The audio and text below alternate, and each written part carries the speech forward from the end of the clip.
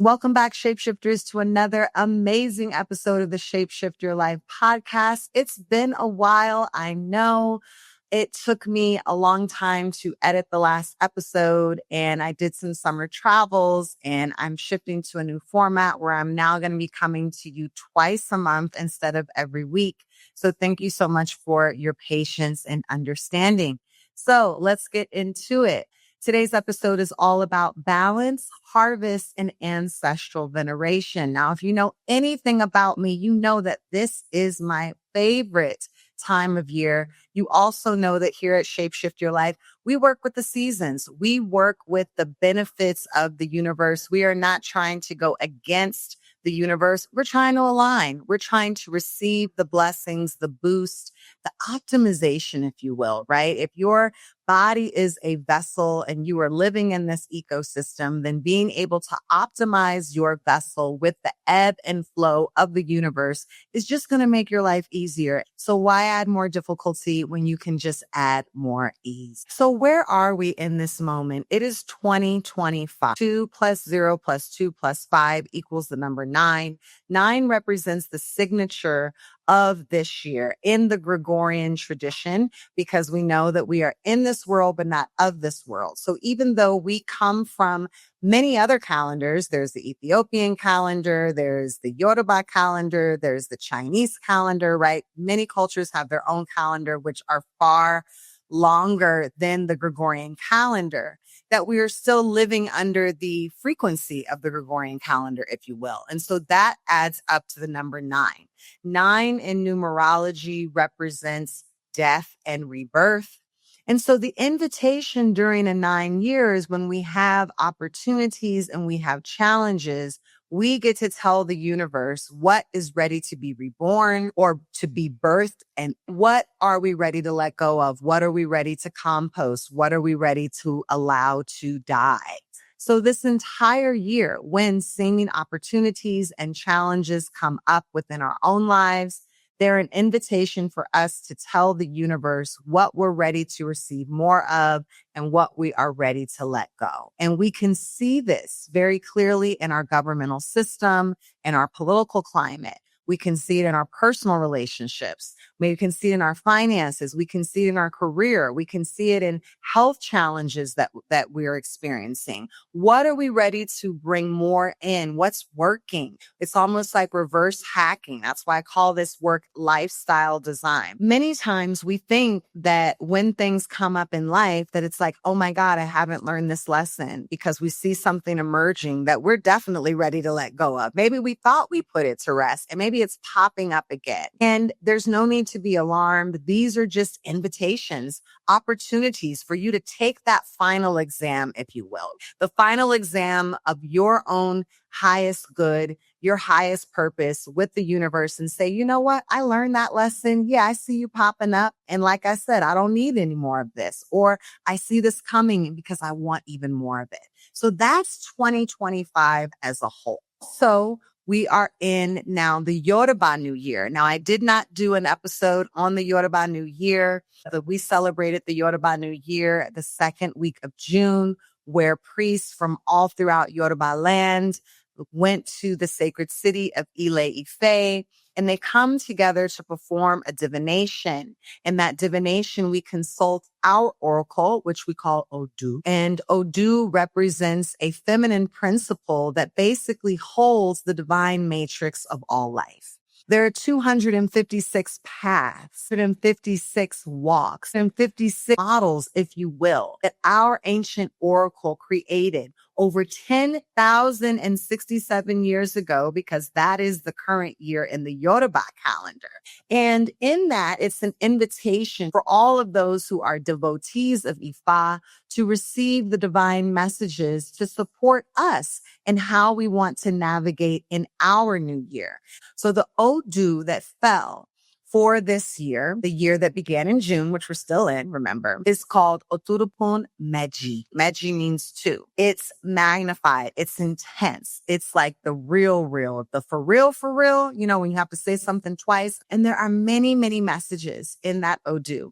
There are many warnings. There are many stories and wisdoms that we can glean to support us in how we want to move forward. And there's one I want to share with you. And this was shared with me by my teacher, my Oluwo, Baba Ajisafe. The story of a young man named Oye Polu. When Oye Polu was a young man and he found himself at a crossroads. He was not in the employment that felt like it was aligned with his purpose. He was seeking new partnership, an opportunity for spiritual grounding. He just was kind of feeling unfulfilled in life. And so Oye Polu went to a Babalawo, a trained priest, and said, look, I'm not seeing the appearances of how I really want to live. And so the Babalawo said, you need to go to the sacred burial ground of your family and bring offerings. And this was very significant because Oye Polu actually came from a lineage of divine priests, that his parents were high priests. And unfortunately, Oye Polu had been orphaned and he was no longer connected to his parents. He had become disconnected from his bloodline. And so him going to the ancestral cemetery of his was a way for him to reconnect with that lineage material. So Oye Polu set off. He gathered all of his offerings and he set off to the ancestral burial ground of his forefathers and foremothers. And he laid all of the materials out in front of him. And as he began to start to honor them, he realized, I don't actually know what I'm doing. I don't know how to pray. I don't know the special song. Is there a special chant I'm supposed to do? Do I give them food first? Do I give them drink first? He realized that he had been so disconnected from his ancestors, so disconnected from the lineage of his bloodline, so disconnected from his own spiritual awareness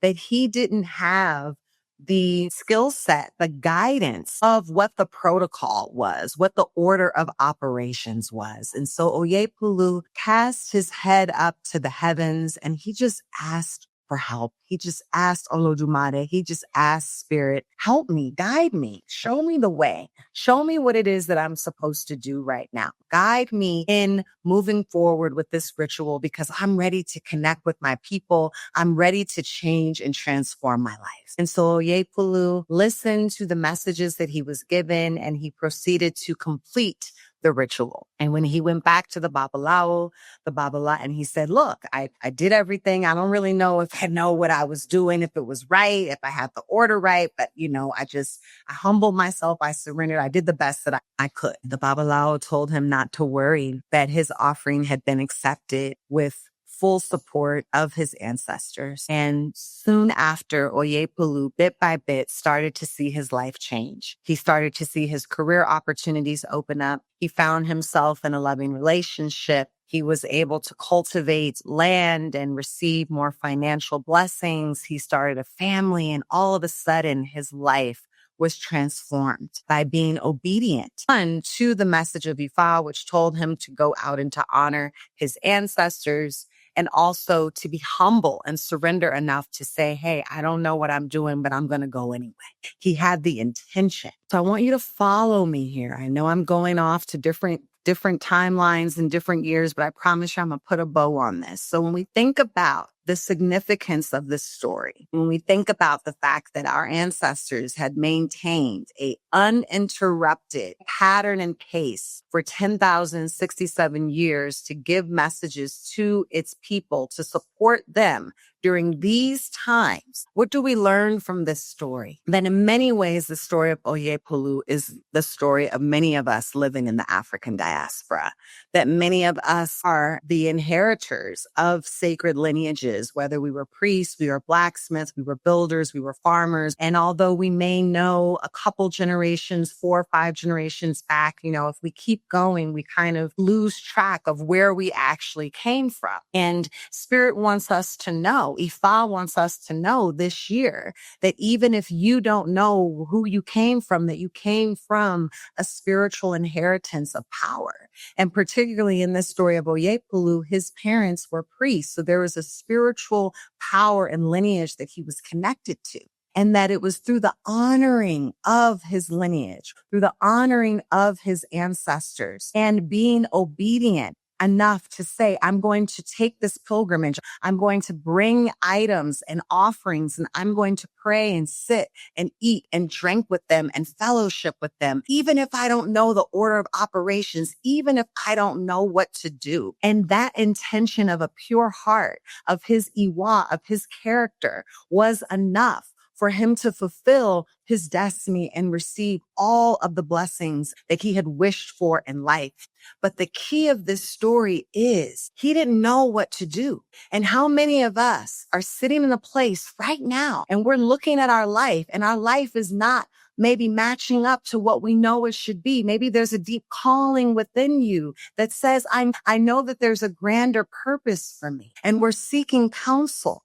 And counsel is telling us to go back to the root, go back to the earth that birthed us, that in that earth, there's ancestral wisdom. And in that ancestral wisdom, having the ability to surrender and throw our hands up, because surrender is powerful. We're all taught that to surrender is to be weak, but surrendering, when you get to that moment where you throw your hands up and they say, look, I'm not in control anymore. And that's what the dominant paradigm is always seeking to do, is to think that we are controlling everything. We can control the weather. We can control food. We can control humans. We can control entire nations. But it's the power of surrender to say, you know what? I'm going to let go, and I'm going to let God, because I know that there is another force that is at play here. And when I tap into that force, even if I can't see it with my own physical eye, I come from a lineage. I come from something.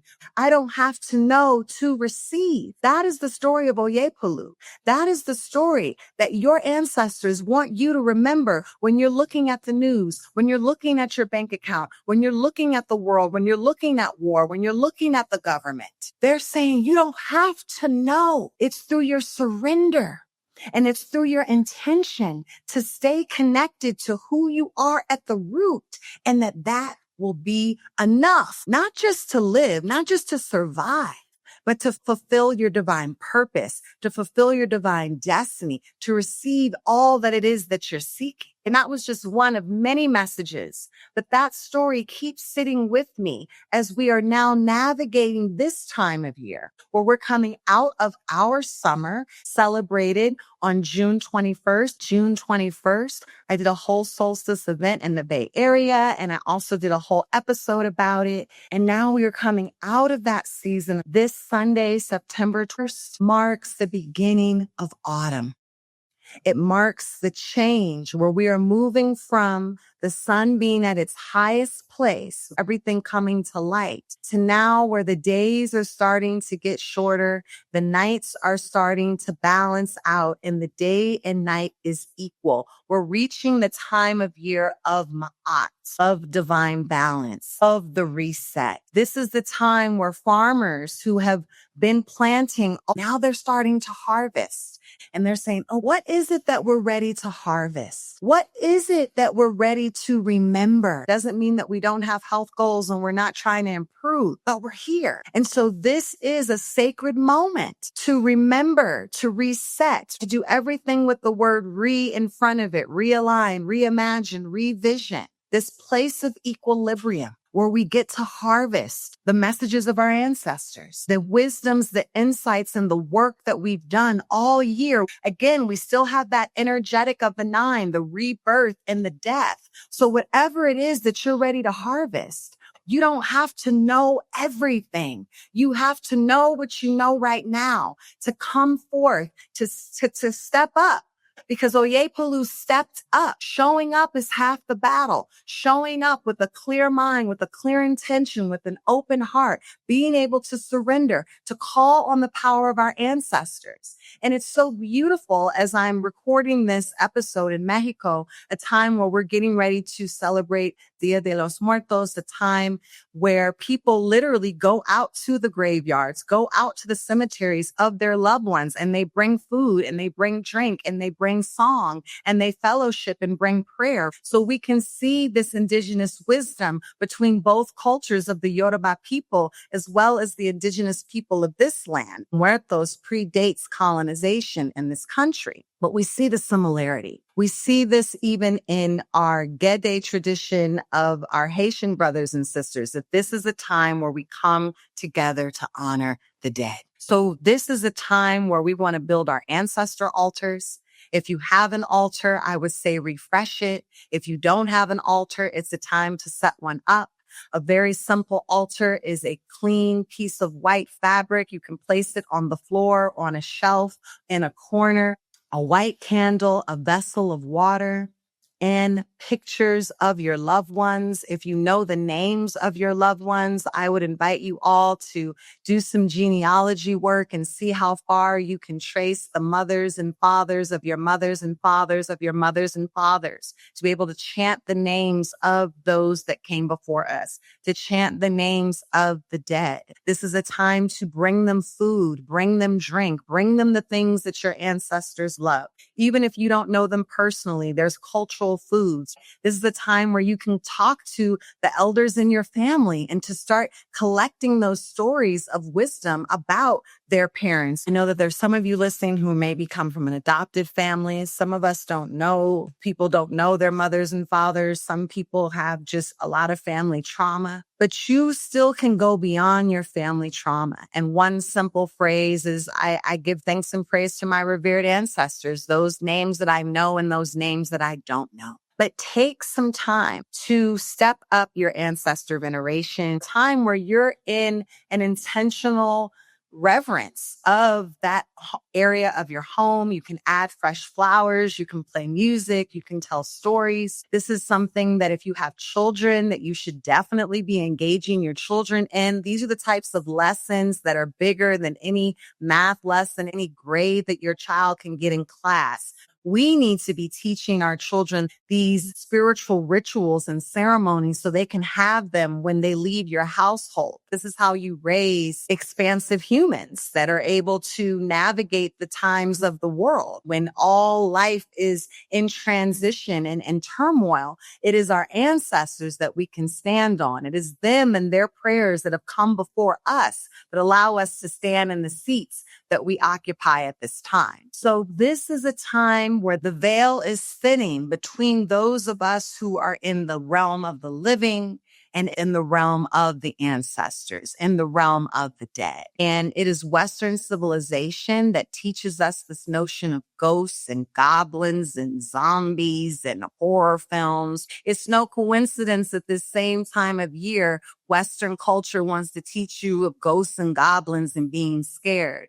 But it is the indigenous people all over the world that say, no, don't be afraid of who you are. Don't be afraid of your ancestors. So this is the season for that. So that is one thing that you can take away from this, is to step up your ancestral veneration, to take some time and to harvest. Many of us are living the life right now that we prayed for years ago, and we're so focused on where we're trying to go next. We can't even take the time to just celebrate that. This is the time of celebration, to bring some loved ones together, to pour some libation and give a toast and just say, yeah, I did that shit. Yeah, this is who I am. Yeah, this is what I got. Yes, it doesn't mean that we're not striving for more, but we want to take this season and take this time to celebrate.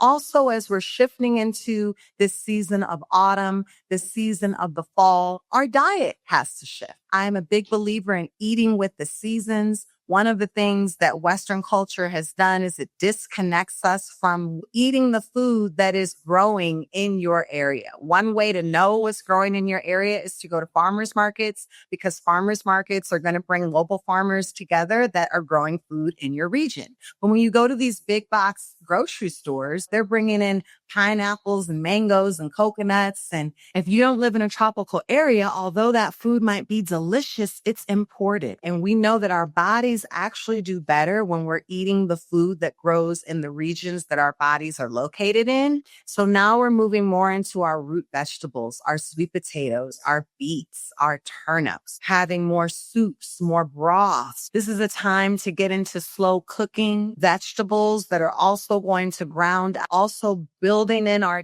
teas. So identify some fall herbs in your area that you resonate with. Start working with this herb. Also, our movement practice maybe needs to shift. Maybe your workouts are now indoors. Maybe you're adding more stretching, more slowing down, even your skincare. Maybe you're adding more moisture to your skin, moisture to your body. You're hydrating. Really take the time and think about from my mind, body, and spirit.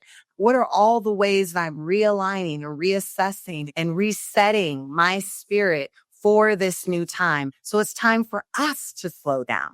And as we realign, we want to be the most optimized vessel because the world is going to keep being the world. Military takeovers and assassinations.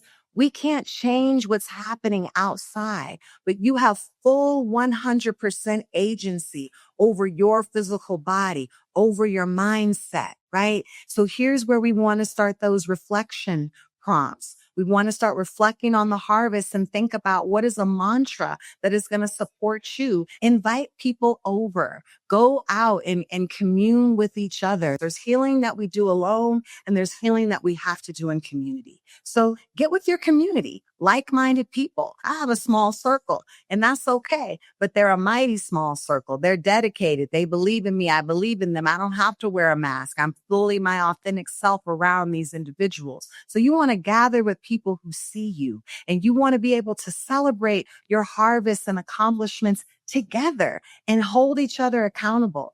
And the people who are like kind of hanging on, but they're not a value add, they gotta go. Nobody has time for humans that are not a value add. And I would even argue that people who are not a value add in your life, not only are they a waste of time, they're dangerous because we are living in a world where the stakes are high and you can't afford to have fake friends, energetic vampires who only want to hang around you for what they can gain, but aren't bringing value back into your life. We want reciprocal relationships in 2025 and beyond. The reason why we want to set ourselves up for success this season is because after the season, we're going to be in the winter where things get even slower. And in the Gregorian calendar, even though we'll still be under the messages of the Yoruba New Year, we'll be moving into 2026. 26 represents the number one. One is a new beginning. That's how numerology works. You go from 1 to 9 and you start over. Just like it takes 9 months to have a baby,